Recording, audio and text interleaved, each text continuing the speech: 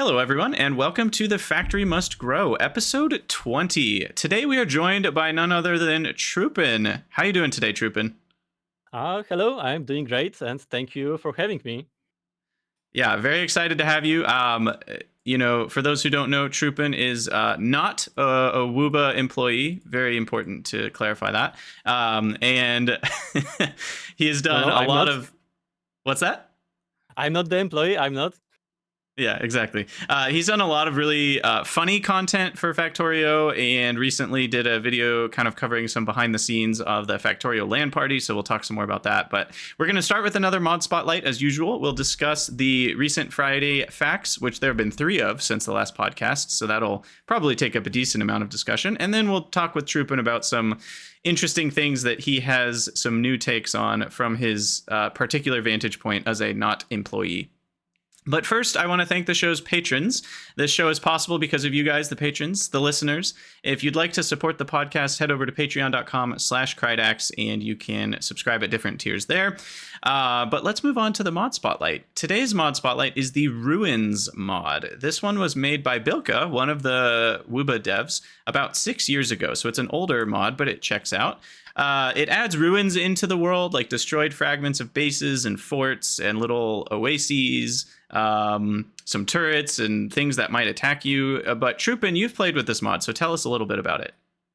Yeah, I played a little bit with this mod. I am usually a vanilla guy, so this simple mod, which adds some structures from time to time, it's very nice because it's not very intrusive and it adds some new content when you explore the factory world. So it basically have a small chance to generate some new ruin, new structure on chunks you are discovering. And sometimes it's useful stuff, like you can find a car, and if you haven't researched the car and you can just find one, it's very useful. Or you can find some traps and regret them out then. So Yeah, stuff will like attack you from so it's like an enemy force almost in the ruins. oh yes, you can find ruins with gun turrets, with traps, and all of that stuff. That's cool. Does it feel so? I know on Fulgora there are ruins, but those ones don't attack you. Does Fulgora kind of feel similar to that, or is it more kind of like those are just older? I don't know. I'm trying to remember what the FFF says about the ruins on Fulgora. It's been a while since that one. So on Fulgora, I feel like ruins are just some background stuff, like trees on the Nauvis. They feel like that. With this mod, it's just something new from time to time. Yeah. Yeah, that's cool. So yeah, the ruins mod is pretty cool. I think the idea of adding kind of something to find out in the world is neat because right now, one interesting thing about Factorio compared to a lot of other procedural generation games is there's really nothing to find out in the world. It's just ore and biters. Yes, that's true. That's it. And most games have things, even Minecraft from forever ago had caves, at least, right? Or and eventually they added villages and they added their own ruins and the underground castles and all sorts of things, And then Factorio comes in and is like, yeah, if you keep going, you'll find some iron, you'll find some copper, you'll find coal, you'll find stone and some biters. And that's it. So yeah, I think the idea of a ruins mod is pretty cool. Yes, it's very cool. Also, there is a interesting scenario when you boost all of the ruins setting to the maximum stuff, then you can just explore, destroy city of all of that ruins. So if you want to play with more intrusive mod, then yeah, that's also a scenario you can go with. Oh yeah, that's a cool idea. So let's dive into the FFFs because there's a lot to cover in the last 3. There have been 2 in particular that had actually really all 3 are big announcements. So I'm going to quickly cover the titles of each and then we're going to dive in a little bit. So the title to 429 was the Vulcanus Demolisher. And the title to 430 is Drowning in Fluids. And the title for 431 is Gleba and Captivity. So, obviously, if you're listening to this podcast, you've been listening to other FFF stuff. It's a little spoilery, right? If you're wanting to keep everything undiscovered, you might want to skip the rest of this podcast because we're going to talk about the things that the FFFs announce. And I feel like, they're fairly big features, but obviously we won't be able to discuss anything that the FFFs have not announced. So there's no extra spoilers here. But yeah, Vulcanus Demolisher, big worm.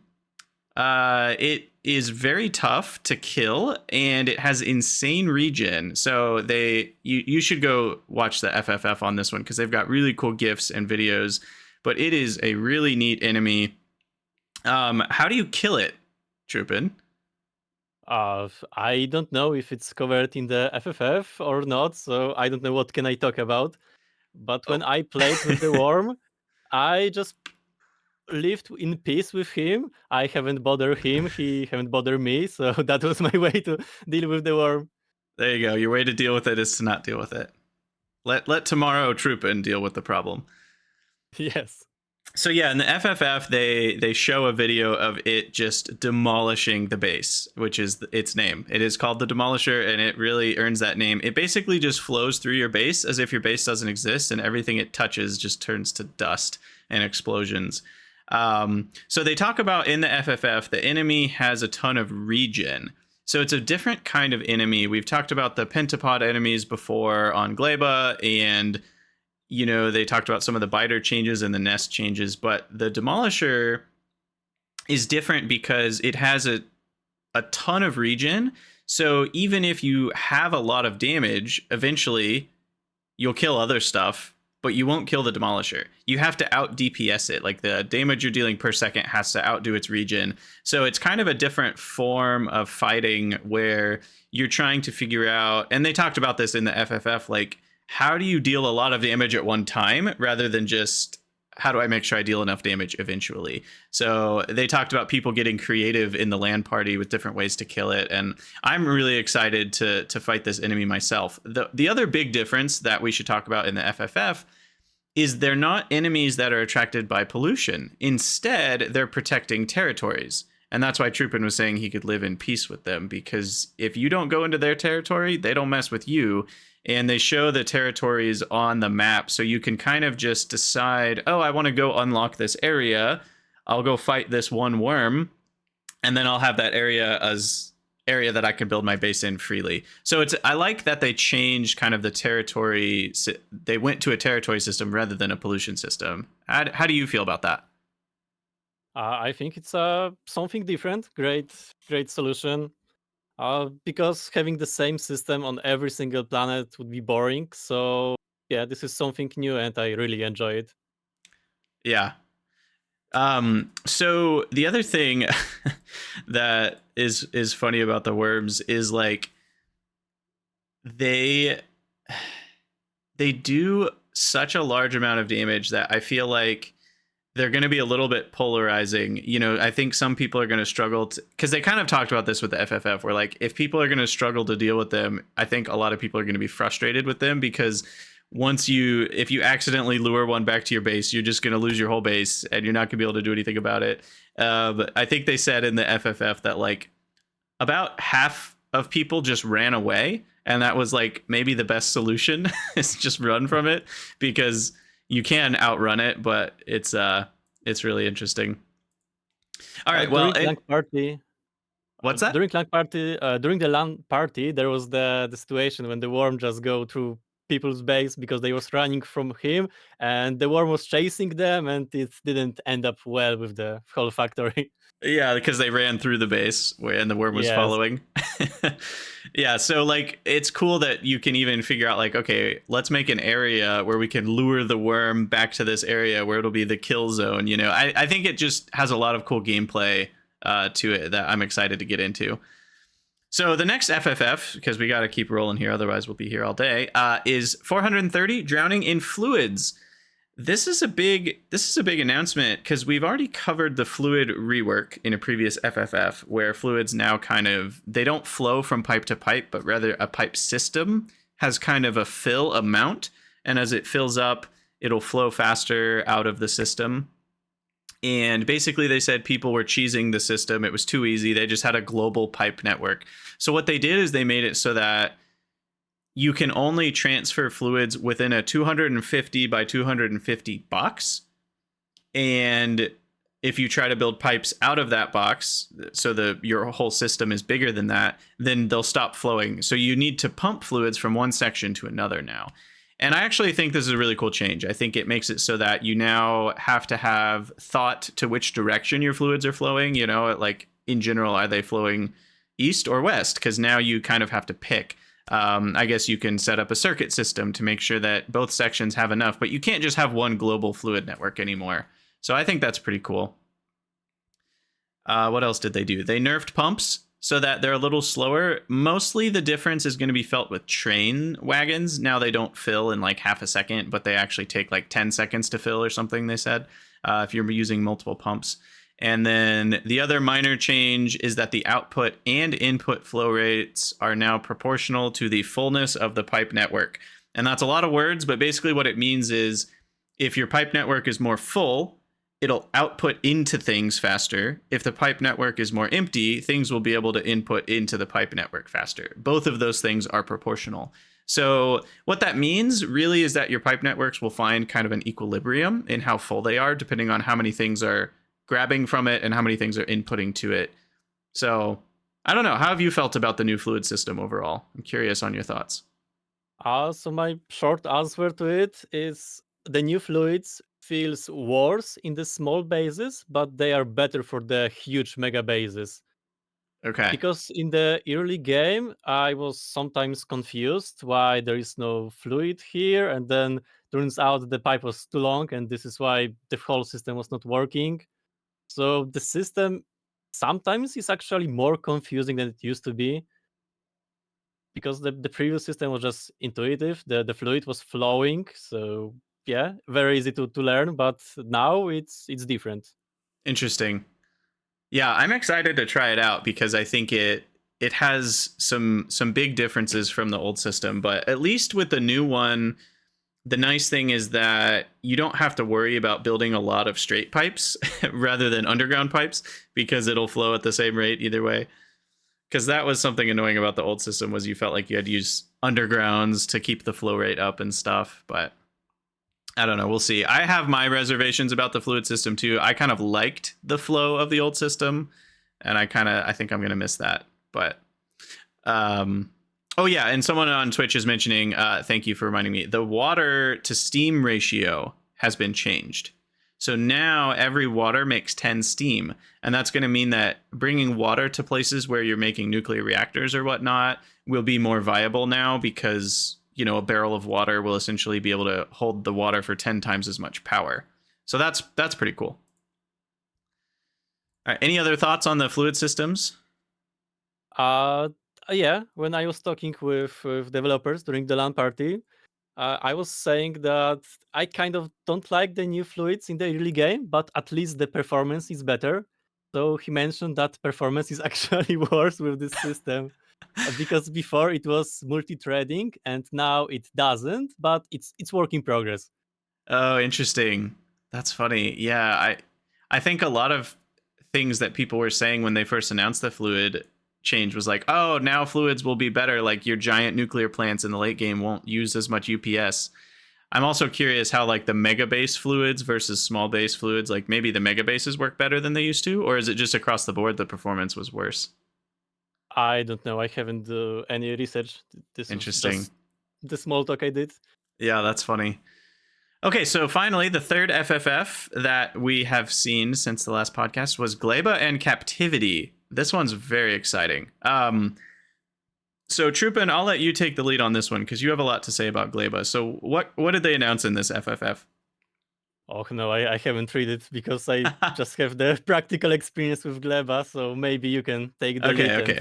I'll summarize the changes at least. So basically, before we know that we had heard some things from the LAN party and from people who had been in the LAN party that Gleba was kind of in a rough spot. People weren't loving different parts of it, and it didn't quite feel like the rewards you got from going to Gleba quite were worth it. And so a lot of people had it last on their list of planets, whether it's you should go there last or it's my least favorite. It was pretty much it was in the rear.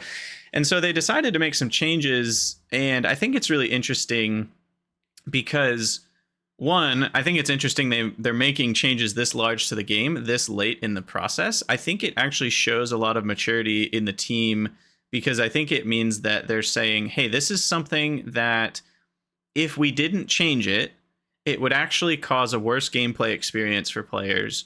And even though it is a little risky to change it this late in the process, we'd rather take that risk and at least bring it a lot closer to something that we really want. And then maybe that means when we launch the game, there'll be a few things we still have to balance out properly, but at least the system that we want is there. So I'm really glad that they changed this late in the process. I think a lot of dev teams would say, no, it's too late. We can't change it. We'll just try to improve it slowly. I'm really glad. So what are the changes? Well, what they did was they talked about one of the issues with that was that ores and circuits, which you needed to produce for rocket stuff, was a totally separate process from all the bio stuff. And now they changed it so that there are these bacterial stromatolites, I think is the word they used or something. And basically they're like bacteria that have trace minerals in them. And now you essentially are using some of the same processes to collect your bio stuff for Gleba. And then you can turn that into ore as well. So that's allowing you to get your copper and iron kind of while you're doing the other stuff you'd normally be doing, rather than needing to do it as a separate process. So that kind of reduces the frustration of players. And then the other big changes they made is what are the rewards for going to Gleba? So now, and I'm sure there's lots of things that they didn't spoil in the FFF that we don't even know about, but mainly they talked about you can use the combination of bioresources from Gleba in a robot on Nauvis to capture a biter nest. And they show a little gif of it. There's this little robot that goes and it like joins in with the biter nest. It looks very almost like a Zerg type thing, like biomechanical thing. It captures the nest and it's got like an air pump like pumping into it. And if you keep feeding it with these bioresources that you get from Gleba, you can get biter eggs out of it. And then those biter eggs allow you to improve, they say, improvements to agriculture, crafting productivity module 3s. And because they didn't quite feel like the Gleba unlocks were enough, they added a bio lab, which is a new research lab that has 4 module slots instead of 3. And it only uses half resources, meaning it literally makes all your research packs twice as productive. And that multiplies with the productivity bonus. So if you have your fully legendary prod mod 3s in this lab, you'll be getting 4 times productivity from every pack.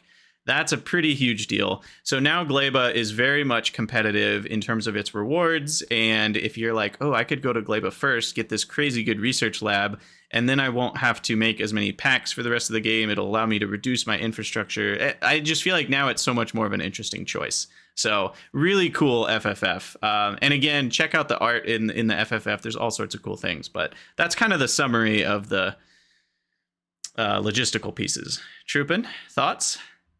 Yeah, so since you summarize it, I can talk about the problems of Gleba. So there was like 4 the biggest problems for Gleba. First was the rewards was kind of lacking. Now with this new biter lab, yeah, that's something worth going for. Also the difficulty on Gleba, it was very tough to deal with the spoilage, with the recipes, and they did some tweaks to all of that. Spoilage is still in the game. You still have to deal with all of this pain, but now it's more intuitive. Also, the map world generation, that was a big problem of Gleba because he was respawning, and the closest plants you have to get and the closest minerals you have to get, they were so far away that when I was playing, I thought that there is some bug and they just don't respawn on my map. Like, what is wrong? So now you have now they are easier to find. Also, before the bacteria and making the resources from bacteria, you just had a very small ore patches, like 10 miners big, but they was very big, very rich. So you could only put 10 miners, but there was like 30 million iron in it, and that was Interesting. the previous approach to making resources on Gleba. Yeah, which Also, then also kind of encourages you to want to go to Vulcanus first to get the big mining drills for that. yes, that was a big problem of going Gleba first because he was lacking the technology from other planets, which was very, very useful on Gleba. Now you can go Gleba first and it still be kind of fine. Not the best experience, but now it's way better. Yeah, that's Also, awesome. talking about the biter captivity and capturing them. So this feature is in the expansion for actually a very long time, but the change was what you are getting for it. It was changing like every few months what you are getting from captured biter nest. Like all time ago, he was getting some poop from them, and he was able to craft some stuff with it. But yeah, they scrapped this idea. Then he was able to use it to craft the science packs.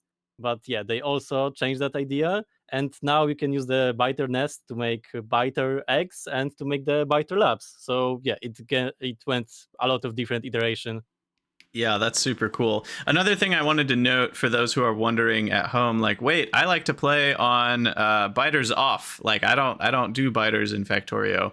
And they did think about you. Don't worry. Now, if you turn biters off, the nests will still spawn, so that you can capture them for biter egg production and whatnot. And one other thing they mentioned is that the biter eggs, if you let them, they are spoilage active, and if you let them spoil, they will turn into live biters. So any place that you've got biter eggs, you're going to have to be really careful with what you're doing with them. Otherwise, you might have enemies inside of your base that you didn't plan for. Yeah, Um, especially when you are in the map view and you're doing something in the other planet, and then you realize you had the biter's eggs inside your inventory, it can end up bad. That's amazing. Oh my gosh. I hadn't even thought of that. Yeah, I'm really excited. I also think a lot of people are going to have some fun using the biter eggs as almost like a spawn button for enemies, just to test your defenses almost, so you could like set up an area where you let a bunch of eggs spawn and then watch what your defenses do. I don't know, it's kind of fun to be able to like manufacture enemies. So I think that's actually really cool. Anyway, so those are the FFFs. I highly recommend you guys go check them out. But we've got Trupen here, which is really exciting. First, I want to talk a little bit about the LAN party. So that was now about a month ago, right? I can't remember the exact dates, but you released a video on your YouTube channel kind of showing a few things behind the scenes. So, Trupen, in the video, you claim you do not work for Wooba, and you show us, a few lanyards that have your name on them that maybe also say the words Factorio team or whatever. So I mean, what's true here? Do you or do you not work for Wooba? So, there is a lot of misinformation in the internet, so it's hard to find out the truth. But I'm not listed as a developer on the website, so I do not work for them. Like, there is no way. There's no way, right? Um, Yes. yeah, of course. So, given that you don't work for them and you're just a random person, why did they choose you as such a random person to do all of these things for the LAN party? So there was two big reasons why I wasn't playing as a normal player. The first one, I simply knew too much. When the LAN party started, before that, I already beat the game like 3 times. So playing it during the LAN party with other teams, I would give huge advantage to my team compared to other ones. I Like I see. You're guess too with good. a uh, maybe not too good, but if I was in a team with speedrunners, my knowledge and their skills, that would end up with pretty quick gameplay. And the second reason, there was a big screen during the LAN party, and they needed to put something on it. So my computer was linked to that big screen during the whole event. So that was the second reason. Of course, of course. So, okay, all the fun aside, how was the LAN party? Tell us a little bit about it, because you have a fun perspective, I'm sure. Yeah, from my perspective, it was way more stressful than from others people. I have to keep track with all of the times when the lunch, I went to turn off the servers when the day starts and keep all of that in mind. Also, the day was very dynamic. It was changing from day to day, and yeah, there was way more chaos than I was expecting. Yeah, that's how pretty much everything goes, right? Even when you play Factorio, that's what you expect. So it makes sense that a Factorio LAN party went that way. What are some behind the scenes things that you can tell us? The behind the scenes, like Voop is not familiar with making the events, like they are not doing it very often. So yeah, there was some chaos from time to time.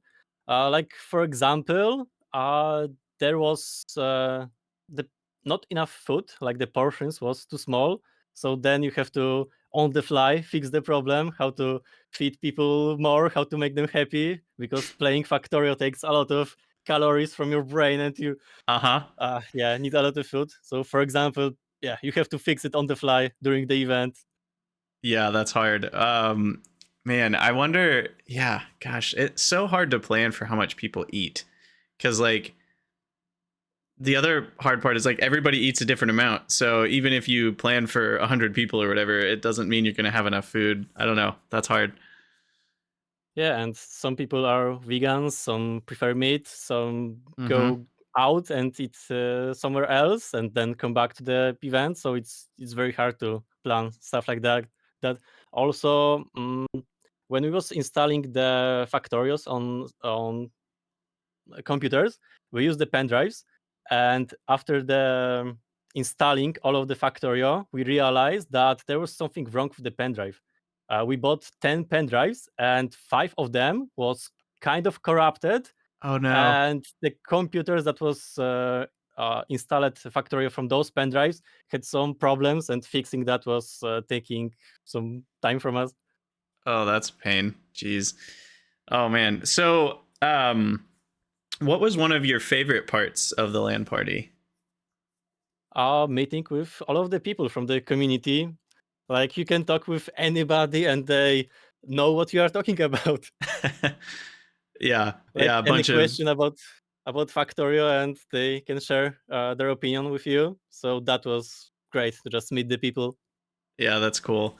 Um, yeah, so the LAN party was something that I just think was a really cool move from Wooba to be able to just bring people to test their game and try out a bunch of things and get useful feedback. Like obviously this Gleba change is in large part because of all the people that were able to play it at the LAN party and since then. So I think that's actually a really cool move. But I also think it's brought the community together a lot, at least from my perspective as a creator. I've noticed more creators either doing things together or chatting in each other's discords or in YouTube comments or whatever it is. I think it's brought a lot of the creators together because as content creators, we're often so busy either with our own communities or making our own content that we don't really have a ton of time or energy to just be a member of someone else's community. So we often are kind of disconnected in these silos. But I feel like the LAN party brought everybody together, and the beta Discord is bringing a lot of creators together, and I just think that's really cool. So I've been enjoying meeting other creators myself and seeing other creators interacting with each other, whether it's mod makers with streamers or whatever. But it's been neat. Yes, I 100% agree with that. When it comes to LAN party, I was hoping it would be more like a marketing thing to invite more content creators, also from other niches like Satisfactory and I don't know, Mindustry, other automation games. But no, it was just the Factorio community itself. Yeah, for sure. That would have been an interesting move as well, but that would have required probably a lot more seats than 100. Yeah, true. But yeah, that does make sense because I guess the question is like, is it marketing? Is it balance testing? And it feels like it was a little bit of both. But you're right. If they had brought in like Total X Clips or I'm Kibitz or some of the big Satisfactory streamers, they probably I don't know for sure, but they probably would have come because a lot of people like both games. So yeah, it would have been interesting to try to bring in streamers for other games to kind of get the Factorio name a little wider. But who knows? Who knows what would have happened? So yeah, some more questions because we are here and I get to ask you questions, which is very fun. Who is Trupen? Who are you? What do you do? I do YouTube stuff, do confusing videos, tutorials, memes, and all of that stuff. I also stream from time to time, but yeah, I just making Factorio content in the internet. How long have you been doing that? I think it's already 4 years, so yeah, I'm getting old with this creation. What was that the first thing you did with your YouTube channel? Like was that how you started it or did you start doing something else and then switch to Factorio? So when it comes to me, I'm like to do research before doing anything.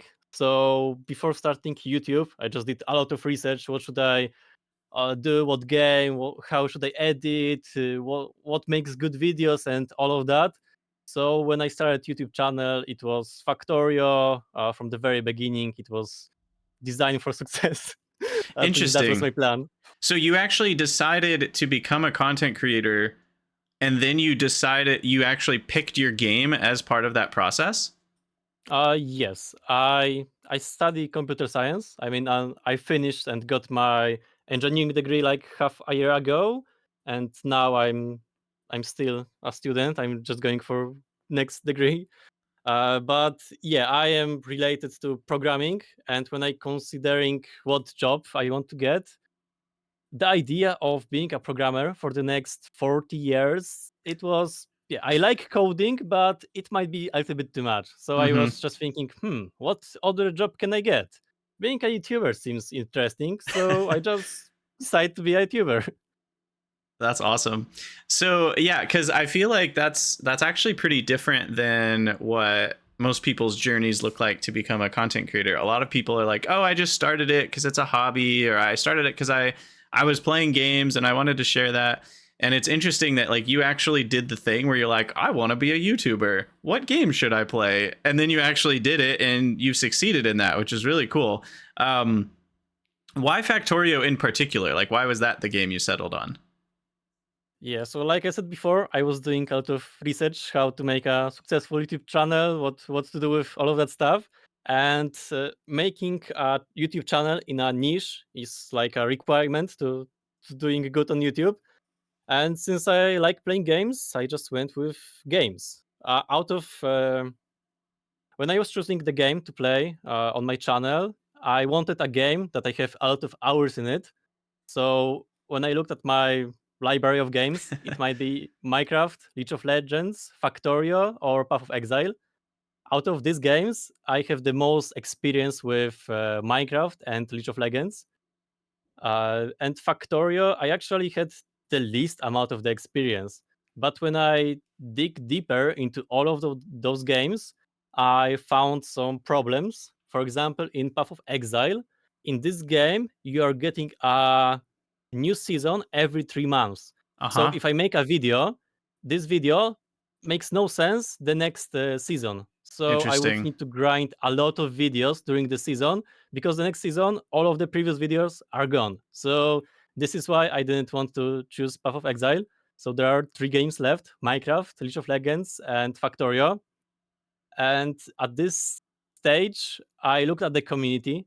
When it comes to League of Legends community, it's a little bit toxic, to say Uh at huh. least. There are a lot of hardcore players and they are not the nicest one.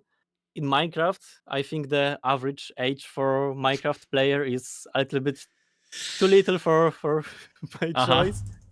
And when I looked at Factorio community, the the average Factorio player, like I imagine, is some guy 20 some years, like computer science, math, programming, and it's a little bit nerdy. I look at myself and wait, that's me. It makes description Like, of myself. of course I know him. He's me. Yeah, Yeah, so that's that was awesome. the main reason why I choose Factorio, because the community is basically me. I mean, and that's a great choice. And I think, it's interesting, like, because as far as I know, there's a good chance I'm missing somebody here because I by no means am watching every Factorio YouTube video ever made. But I feel like you were the first to come on the scene, at least the first on my feed, to come on the scene making what I would consider like meme videos about Factorio. Like, no one really was doing that.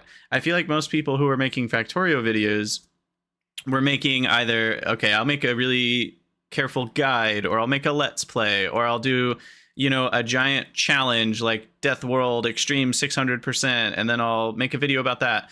I feel like you were the first person to make like these 1 minute videos that were just like absolutely hilarious side splitting jokes and memes and silly stuff.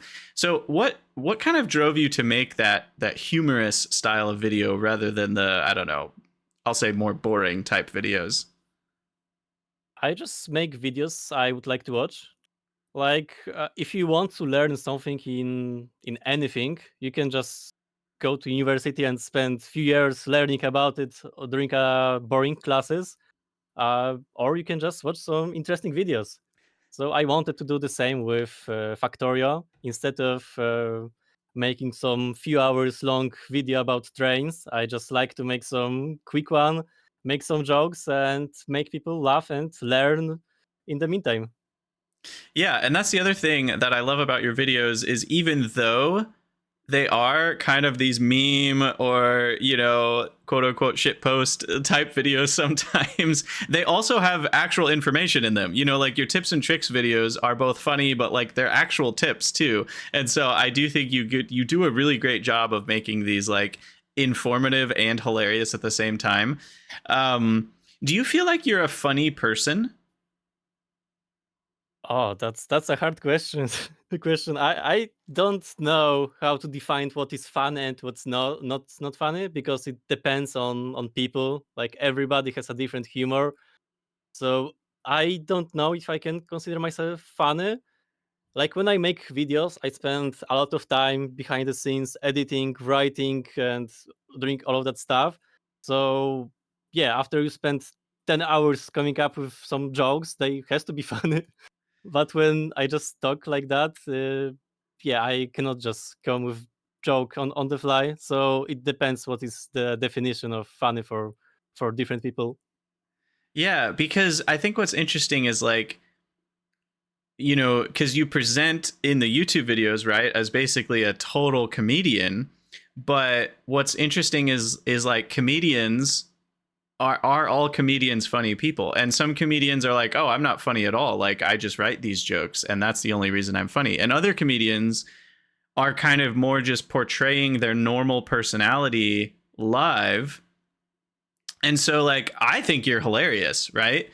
But it's also like I have an experience of your YouTube personality far more. Like I didn't get to meet you at the LAN party or anything because I didn't go. And so it's like there's that part of me that's like I wonder who, like what is Trupen like when he's not edited or scripted. And so I always think it's interesting to see like the dynamic personalities because like the edited version of you is you. You are funny because you have really funny YouTube videos and I love your videos. But it's also always interesting to see like how people are different, from their edited self to their non-edited self. I love it. So what takes most of your time when you're working on these videos? Is it writing? Is it editing? Is it recording? Definitely doing the research, just wasting time on YouTube instead of working. But yeah, when it comes to just making the video, I think editing take the most amount of time. I usually track the amount of hours I spend per video, so I can just look it up and see how long I spent on each part.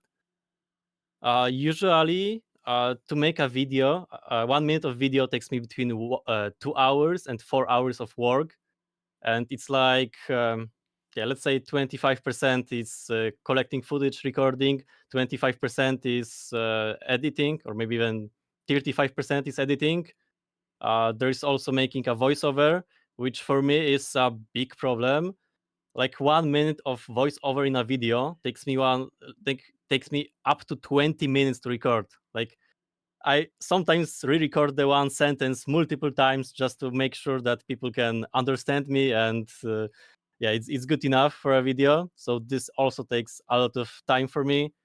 Writing the scripts, it's not my English is not my native language, so it also takes way more time than it takes from native speakers. Making thumbnails, it's taking me also 1 hour, 2 hour, up to 3 hours per video. So that's also not a quick task to do. So all of this adds up to like 20 hours, 40 hours per video. Wow, that's a lot. Yeah. And I mean, it shows like the quality of your videos is top notch. I think you do such a good job with the genre you've put yourself in. I like no one, no one I've seen. Again, I haven't seen every video out there, but I haven't seen anyone that comes close to like putting out the same quality of like meme posts of Factorio that you do. So I just want to say, great job. Like, you're doing amazing. Well, thank you. So another question about your process, like, how do you get the ideas for your videos? Because it feels like sometimes they just come out of nowhere. Yeah, so I am actually very addicted to YouTube and wasting my time in the internet. So this is where my ideas are coming from. Like I literally think I'm spending few hours every day just watching YouTube, and it's like I don't know 2,000 hours per year just wasting my time on watching YouTube. So if you watch this amount of others people content, you can come up with some original idea for yourself because you just take alter part from this video, something from that video, and when you combine all of this together, you have awesome idea for yourself. And yeah, that was my process to get the ideas. That's awesome. I love it. Yeah, I mean, honestly though, like, I think again, you said you didn't think you were a funny person, but I think you're lying to yourself. You're clearly a comedian because that's what all comedians do. They get their inspiration from the world around them and the people they watch. So I think you're doing it right. What are some videos? So like, obviously you do a really good job with your videos. At least that's what I believe, and I think most of us believe that because your view counts are quite high and whatnot. But what are some ideas you've had or videos you've made that have totally not worked or have just flopped? Yeah, so usually when I have bad idea, I just don't make the video. Right. Like when I look at my list of the videos ideas, I have way too many to do them. Like it's easy to come up with the idea, it's way harder to actually do it. So I have huge graveyard of ideas that I haven't done. uh, and yeah, when it comes to videos, I would need to look at my unpublished video. I don't know if I can bring it up, but yeah, there. Now I have to think about it. What was the video I failed with? Uh, Or are there any I videos even that maybe it didn't fail like on YouTube, but you just don't like them very much? That's always an interesting question. uh, yeah, if I don't like any video, I just unpublish it and I forgot about it. So maybe there was some video I didn't like it and it's just gone. But usually when there is something wrong with the video, I just spend more hours editing it to make it a good one. So you're And very much a yeah, perfectionist, you would say. Uh, kind of, because it takes me so long to make a video that you cannot make everything perfect. Like right now, I'm editing the video out of 50 hours of the whole Space Age gameplay, and I have 1 week to do it. So there is no way it will be high quality stuff. I have to go something in between Yeah, you because got if to make I some concessions. Crunch time. yeah, I can't wait to come back to editing and it will be a lot of grinding with that stuff. Uh-huh. So, okay, let's talk about Space Age a little bit. I had one question earlier about Gleba in particular. So, Gleba is a Polish word, right? Yes, that's true. And you are from Poland, right? It depends. It depends. And I you've been playing Factorio Space Age for a long time, right? Like yes, far that's longer true. than Land Party. So, the real question is, did you name Gleba? No, I did not. Okay. I I wasn't I was guessing you didn't, but I figured I'd ask. I don't know the exact story how the Gleba was named. I think it was Kovarex who came up with the idea. Before Gleba had a different name. I think it was Bacchus or something like that. So the Gleba is, I don't know, 1 year old name for the planet. Yeah, it was definitely different back when I remember they had a pixelated like view of the map view in one of the FFFs, and someone like depixelated the picture back into the actual letters or something. I don't remember what all of them were, but it was something other than Gleba back then. Um, So speaking of space age, what can you tell us? Obviously, the like you can't tell us everything, but what's your overall feeling about it? I know you shared some of these feelings in your video, but I just kind of wanted to chat about kind of the overall vibe of space age. So when it comes to my opinion about the space age, is very complicated because I have access to the game for so long that I don't know if my opinion about sending a rocket is from yesterday or from 2 years ago. All of my feelings are mixed because of that. Like my first experience with the space age was with all of the placeholders, with crash every half an hour or something like that, and it was it was way more painful experience than it is right now. A lot of quality of life that was added over the development of space age. So 2 years ago, there was no force building, there was old fluid system, bots were stupid, and all of that stuff. Yeah. So my overall experience with Space Age is hard to say, but I think it's good. At the current stage is good. However, I think $35 for it it's a little bit too much, and I think 25 would be more justified for the expansion. Interesting, because I have felt as they've revealed more and more from FFFs that they're actually adding more to the game than already exists. Like if you look at everything that's in Vanilla Factorio and then you look at everything that's in Space Age, I feel like that's a bigger list. Even if you're counting stuff like music or art or quality of life, I feel like they're even adding more features into the normal features. I don't know. I've actually felt like it makes sense to charge just as much because it almost feels like they're more than doubling the game.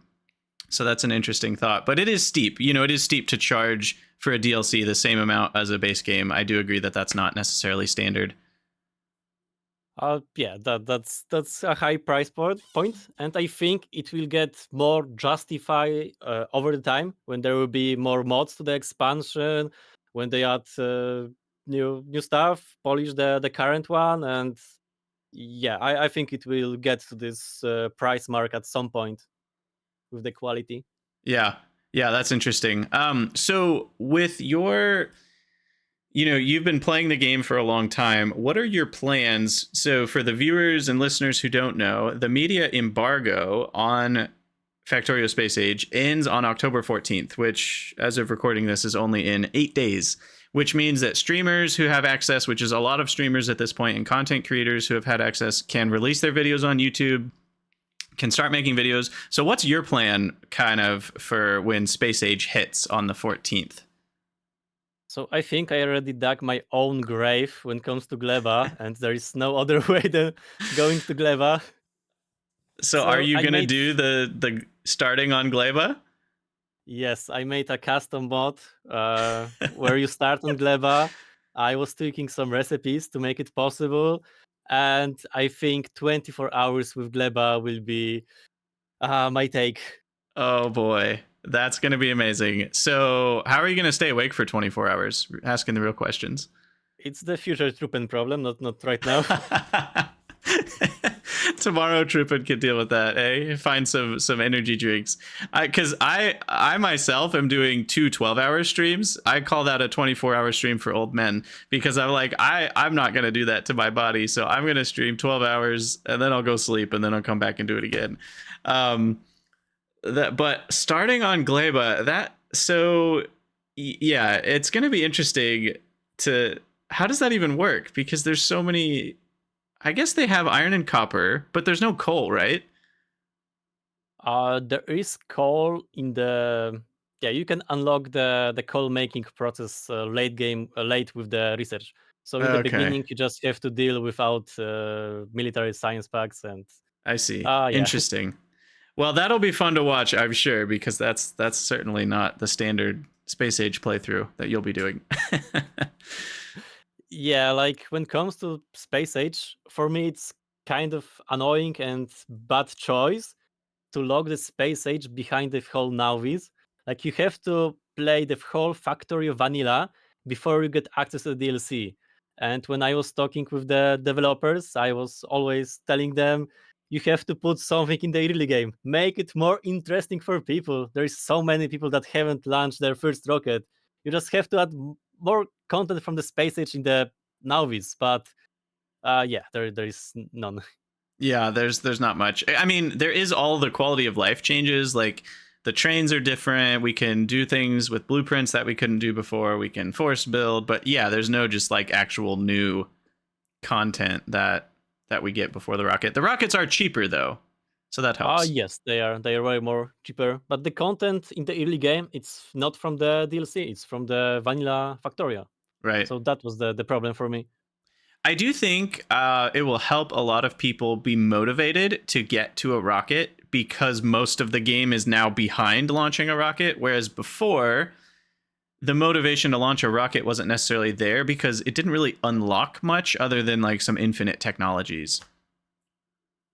Yes, definitely. Right now, it's way more important to get to the rocket and get new science packs, go to different planets.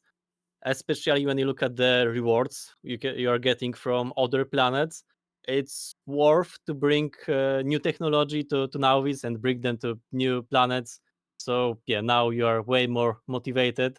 And if you want to deal with the cliffs, you have to get to new planet to research them. So Oh boy. that was also the motivation I was discussing a lot with Kovarex. Yeah, not having cliff explosives on Nauvis is interesting. I've played with cliffs off 99% of the time since they were created. Um, but didn't you there's new cliff generation in the new map generation FFF that they announced. This was a while ago now. They've changed how cliffs generate, and are they less annoying now, would you say? So I did 4 full playthroughs alone in my house. So in the first one, a long time ago, there was the old cliffs. I started on desert. There was the biters everywhere, and I spent like 20 hours on Nauvis alone. And I had so bad time without the cliff explosives, and everything had to be a spaghetti because you had to go around the cliffs. And yeah, it was painful experience. I was even considering quitting playing the expansion when I was just on Nauvis because of how annoying it was to deal with the biters on desert and with cliffs. On my second playthrough, when there was new cliffs generation, I haven't researched cliffs for the whole game. I just live with the cliffs because they are less annoying to that point that you can just live with them. So Wow, yeah, new that's cliffs a are big definitely difference. way better. That's sweet to hear. Yeah, I'm pretty excited to try because I'm gonna try just all default settings when I do my space age run. So it'll be interesting to deal with cliffs again. But I'm excited for the new terrain generation. I think that's really cool. What are some other features that you've really been enjoying about space age, like the new cliff generation, for example? I mean, I am basically a vanilla guy. I prefer to play unmodded games, so mm, I wait more for the new changes to the core of the game, like train interruption, force blueprint placement, new circuits, and all of that quality of life. Like I love that you can do more stuff with the circuits. You can read the whole belt content. You can change the recipe on the assembling machines. You can do way more, and I can't wait to see what community will do with this new circuit logics, because you can make mall, which is just single assembler that self-adjusts itself to demand of your factory, and you can just make the whole factory out of those self-adjusting assembling machines. And yeah, it will be massive. That's Also so the cool. the train interruptions, it's awesome. It's like playing with all of the quality of life mods just in the vanilla. What was the name of that mod that was changing the trains? LTN Uh, probably. yeah, that one. So it's basically just in core. You can Yeah, make I'm so excited for that. Yeah, you can just make the one train station name and for the inputs and one for the outputs, and this is the whole logic you need for your whole network of trains, because the train will automatically adjust to what is inside it and go to the correct station. That's so cool. I'm so excited. Just a week away. Um, oh man. So, what are some other things you would like to share with us? Other things related to Space Age, Factorio, YouTube, or Anything. The world's your oyster, Trupen. oh no. So talking about me being addicted to YouTube. So when I started, I spent like I think I got monetized on YouTube in like 2 months, which is pretty quick for anybody who tried doing YouTube. It's usually taking people Yeah, years. that's great. Uh, oh yeah, thanks. And I thought that YouTube is just simple thing. You just do good videos, people watch them, and you are doing good. But when I spent more time on YouTube and ask other people from the YouTube community, I realized that the fact that I am chronically online and addicted to YouTube can help quite a lot with making a YouTube channel. Like I think at this point I have more than 10,000 just watching YouTube videos, and this is something that you haven't realized it can be a useful skill. Just 10,000 hours of being wasted watching YouTube turns out they can be helpful. Yeah, you're a professional YouTube watcher, so you know what people like, and you know what you like. Yes. What are Yes. some of your favorite YouTube channels? YouTube channels. So I think my favorite YouTube channel is I Did a Thing. This is a guy with awesome humor that's doing crazy builds. Like, yeah, a lot of the videos are, let's call them not political correctly. Like, he's making some guns out of the weird stuff and chainsaw machines and all of Yeah, he deadly does like things. engineering weird, like engineering builds, right? Yes, crazy engineering builds. So I'm doing similar stuff, but in Factorio. That's awesome. Yeah, I've seen some of their videos. Those are cool. Yeah, like when I find out about this channel, I just watch every single video in a few days. So yeah, I love the channel. Yeah, that's how you know you found a good one is when you have to binge the entire backlog. Yeah, like I think the quality of videos on YouTube are getting better over the years, but at the same time, the suggestions for videos are getting worse. So when I found the first video from that guy, I just watched the whole channel and why it wasn't recommended to me earlier. So yeah, I just think mm, the YouTube is getting worse when it comes to recommendations, and Yeah. even so, the quality is getting better. Or maybe I just watch so many good videos that they are not left on the Yeah, platform. you've run out of good videos. No, I doubt that. I doubt that. Oh man, Trupen, it's been so fun to have you on the podcast. You're so fun to hang out with. Thanks for joining. Yeah, thank you for inviting me, asking me questions, and it was a blast. Yeah, do you have any other final thoughts to leave the listeners with? Oh wait, I have this in the notes, but I have to find it. Where it is.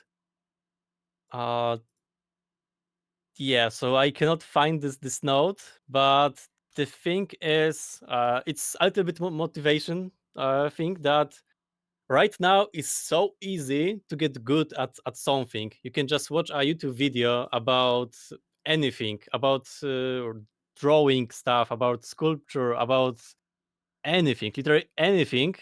And if you spend some time on it, you will get to like 1% of the best people, and you can make job out of it. You can be pro at it. Just a little bit of effort, and you can achieve a lot of stuff. Yeah, that's actually really helpful. I think the barrier to starting things is often mostly in our heads.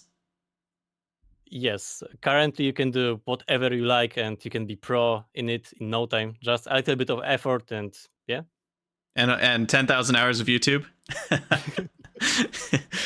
It If helps. you want to do YouTube, it's gonna help, but you don't need 10,000. It's too much. Even for me, I think it's too much. For sure. Oh, that's funny. All right. Well, huge thank you, Trupen. How can people find you out on the internet or support you? Like, do you have a Patreon? Obviously, you've got your YouTube channel. So, what are all your socials? Yeah, so the best place to find it is, of course, on YouTube. I have the members on YouTube, so if you want to support me, you can do it this way. But just Google Trupen and you should find me. Yeah, you're a pretty unique name. Easy to find Trupen out in the wild. That's awesome. So yeah, we'll wrap up the podcast here. If you'd like to support Trupen, go head over to his YouTube channel, do the membership thing. That's really cool, and he's got lots of great videos. His shorts are hilarious, so go check it out. It's a perfect blend of factory and funny, which not many channels are doing. So I love that.